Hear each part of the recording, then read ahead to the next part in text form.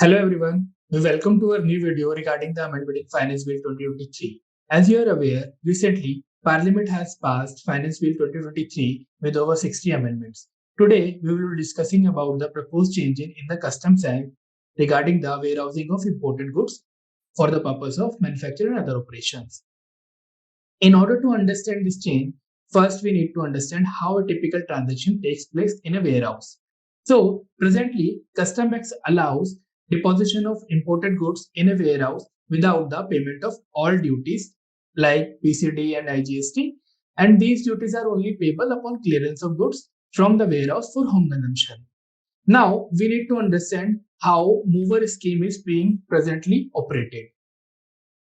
So importer having any private or special warehouse obtains permission from the authority to carry out manufacturing and other operation under Section 65 of the Customs Act.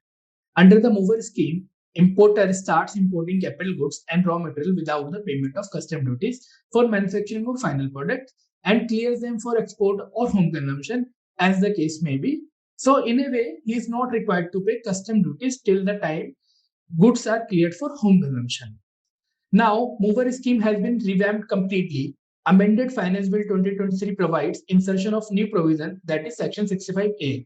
As per Section 65A, IGST and compensation cess needs to be paid while depositing goods into the warehouse. However, other duties like BCD will not be payable as it was before, and it will only be payable upon the clearance of home consumption. So once Section 65A is notified, importer will need to file bill of entry for home consumption instead of bill of entry for warehousing and pay the applicable IGST and compensation cess if it is applicable on that goods. It is important to note that Section 65A will only apply to goods deposited into warehouse after the date of the notification and not on the goods which are already deposited.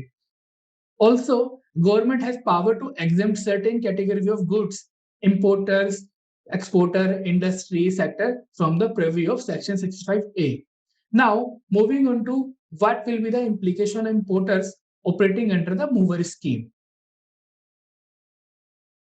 So this change will have significant working capital requirement for these importers. That is because now importer will need to pay IGST and compensation cess upfront before depositing goods into the warehouse. Importer will also be required to file refund of the IGST post export of the finished goods. And this will make this particular MOOWR scheme less lucrative. Brother, supplier of exempted goods can reconsider whether MOOWR scheme is still beneficial or not.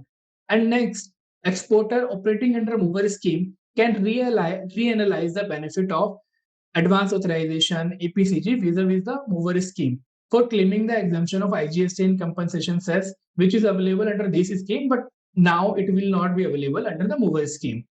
With this, we come to our end of our video. Thank you for listening us.